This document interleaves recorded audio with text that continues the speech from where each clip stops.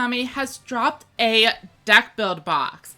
This is different from a mini or super mini in that many of the cards are reprints. There are no new normals or rares, and even some of the SRs and URs are cards we've seen before. This box is releasing alongside 3 new skills. The first skill is support for Fire Dragons, which is why we get Volcano Attack and Shock Dragon.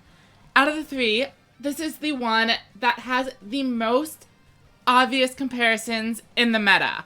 Hammer Crush Deal is an incredible card, and any skill able to search out back removal or make it free to use seems like it may be worth running. Volcano Attack Dragon is going to be able to beat over anything in the game, and even the level 6 Fire Guardian can do the same. Shock Dragon has been added as a new limited 3 card, and this gives the deck a built-in maximum out. However, this does compete with your Phoenix Dragon. The skill itself stops you from running more than one Dragias, so you might see a 1-1-1 split being common. Next up, we have Noodle support.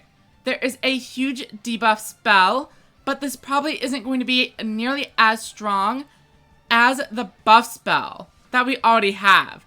Roastery is able to give your entire field a huge buff, especially if you are planning on using it with Spice. I'm expecting that Savory is just going to be another brick, and that you won't run it in favor of the other spell. And in addition to Spice, we also have Extra Spice, who's able to inflict a ton of burn damage and draw a card. The Pyro deck was lacking in another boss monster. We've been running Dragias previously, but that meant not being able to use the Noodle exclusive skills. Basically, you can use the skill to add back a normal monster, which you then summon, and then send with Extra Spice to burn for 1,000 and draw a card. Much like Hiroshima Hermit, Hiroshima Sage is a level 6 0 attack monster.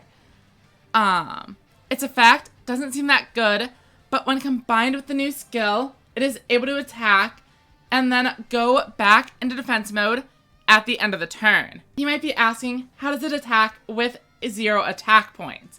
And that's where the final new card, Semi-Ruler the Dark Summoner, comes in.